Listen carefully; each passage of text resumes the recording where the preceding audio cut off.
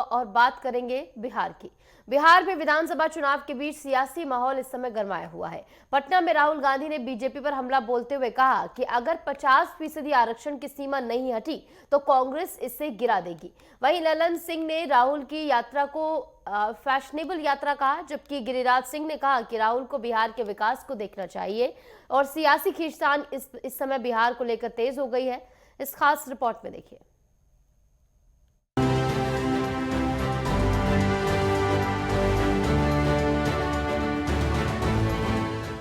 बिहार में इस साल होने वाले चुनाव को लेकर सियासी पारा तेजी से चढ़ रहा है। कांग्रेस नेता राहुल गांधी के दौरे ने इस राजनीतिक उत्साह को और बढ़ा दिया। राजनीतिक दलों के बीच खींचतान शुरू हो चुकी है, जहां बीजेपी, आरजेडी, जेडीयू और कांग्रेस सभी अपने अपने रणनीतियों को लेकर सक्रिय हैं। राहुल के भाषणों और जनता के साथ जुड़ाव को लेकर चर्चाएं गर्म हो गई है। खासकर युवाओं और किसानों के मुद्दों पर ध्यान केंद्रित किया जा रहा है। बिहार के पटना में आयोजित संविधान सुरक्षा सम्मेलन में कांग्रेस नेता राहुल गांधी ने बीजेपी पर हमला बोलते हुए कहा कि अगर आरक्षण पर 50% की सीमा की नकली दीवार नहीं गिराई गई तो कांग्रेस इसे गिरा देगी। मैंने नरेंद्र मोदी जी को लोकसभा में सामने बोला, ये जो फेक दीवार बना रखी है 50% रिजर्वेशन की, इसको अगर आप नहीं तोड़ोगे तो हम इसको तोड़ के गिरा के फेंक देंगे। और दूसरी बात, इस देश के दलितों को, पिछड़ों को, ईबीसी, ओबीसी, अति दलित, आदिवासी, गरीब जनरल कास्ट के लोगों को पता लगना चाहिए कि इस देश की सच्चाई क्या है। कि 5%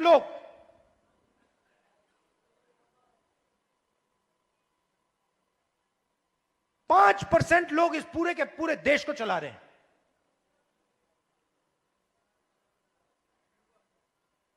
10-15 लोग हैं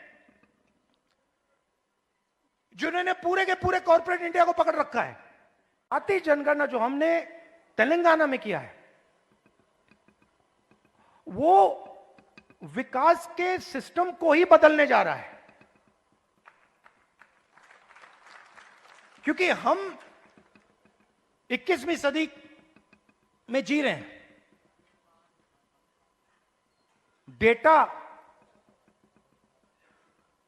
डेटा की सदी है। सब लोग डेटा की बात करते हैं। तेलंगाना में हमारे पास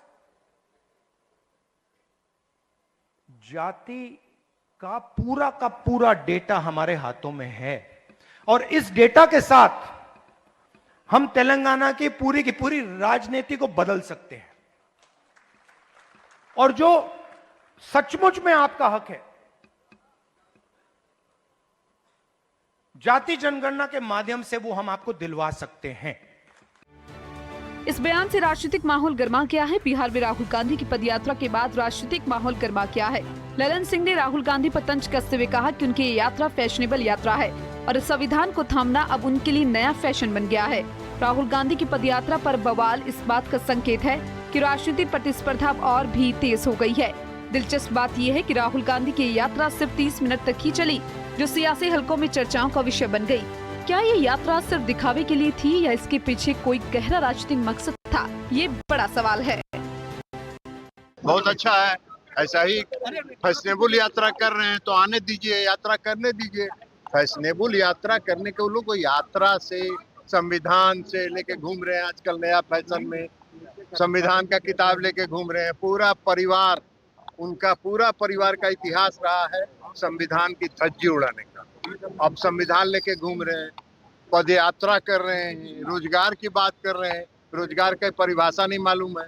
रोजगार और पलायन के नाम पर कांग्रेस की पदयात्रा मात्र 30 मिनटों तक चली। राहुल जी 2 किलोमीटर साथ चले और पदयात्रा समाप्त हो गई। देखिए, कांग्रेस अब कब तक लोगों को गुमराह करती रहेगी? ये पूरी तरह से एक हास्य परिहास का विषय बन गया है। देखिए, Rahul Gandhi white T shirt movement जरूर शुरू कर रहे हैं, पलायन रोको।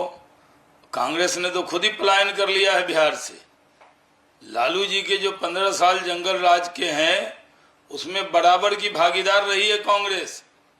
कांग्रेस के दामन पर भी दाग है। वो व्हाइट टी शर्ट पर 15 साल जंगल राज का भी दाग है, क्योंकि कांग्रेस के मंत्रिमंडल में और केंद्र में, और जब बिहार का मंत्रिमंडल था लालू जी का, उसमें कांग्रेस शामिल रही, और कांग्रेस जब भागलपुर का दंगा हुआ उसके दाग लेने के बाद वो हट गई वहां से। तो व्हाइट टी शर्ट मूवमेंट पर तो बहुत से दाग हैं।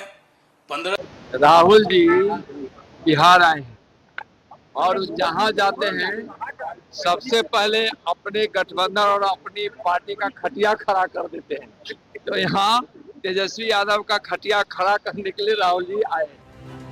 वहीं इस मामले पर केंद्रीय मंत्री और बेगूसराय के सांसद गिरिराज सिंह ने हमला बोलते हुए कहा, राहुल गांधी को पहले अपनी पार्टी के पलायन पर ध्यान देना चाहिए। वह भ्रम पैदा करने आती हैं, लेकिन उन्हें 2005 से पहले और बाद में बिहार के विकास को देखना चाहिए। वो पहले अपना पलायन तो बचा लें कि कभी यूपी से केरल, केरल से यूपी, बिहार में उनके आने से कोई असर नहीं पड़ने वाला है। बिहार में वो आवे, घूमे, भरम फैलावे। नीतीश कुमार और मोदी की सरकार है।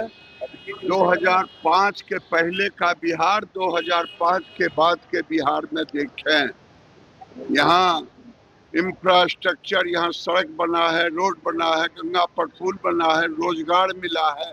8 लाख लोगों को सरकारी नौकरी नीतीश कुमार ने दी है। जैसे जैसे बिहार विधानसभा चुनाव की घड़ी करीब आ रही है, सियासी शतरंज की चालें और तेज होती जा रही है। हर दल अपनी जीत की रणनीति को पुख्ता करने के लिए नए कदम उठा रहा है। तो राजनीतिक माहौल गर्माता जा रहा है, लेकिन केंद्रीय सरकार से लेकर राज्य सरकार तक सभी प्रमुख दल अपनी अपनी चालों से विपक्षी दलों को मात देने की कोशिश कर रहे हैं। बीजेपी, कांग्रेस, आरजेडी, जेडीयू और अन्य दलों के बीच सियासी धड़ाके से जनता की नजरें संघर्ष पर टिकी है। अजीब बात तो यह है कि चुनाव से पहले दलों के बीच गठजोड़ और तोड़फोड़ की खबरें तेजी से सामने आ रही हैं। कुछ नेता अपने पुराने साथी को छोड़कर नए अलायंस बना रहे हैं, तो वहीं कुछ दल अपने पुराने वादों को दोहराने की कोशिश कर रहे हैं। इस सस्पेंस के बीच एक बड़ा सवाल उठता है कि क्या यह चुनाव सत्ता के नए चेहरे को देखेगा या पुराने खिलाड़ी फिर से मैदान में उतरकर अपनी सत्ता को बनाए रखेंगे। राजनीतिक विश्लेषकों का कहना है कि चुनाव के दौरान अप्रत्याशित मोड़ आ सकती हैं और इस बार जनता का वोट ही तय करेगा कि सत्ता किसके हाथों में होगी। बिहार के इस राजनीतिक रण में अंतिम मोड़ क्या होगा, इसका उत्तर चुनाव के परिणामों के साथ ही सामने आएगा। तब तक सस्पेंस बरकरार रहेगा। Desk report, network 10।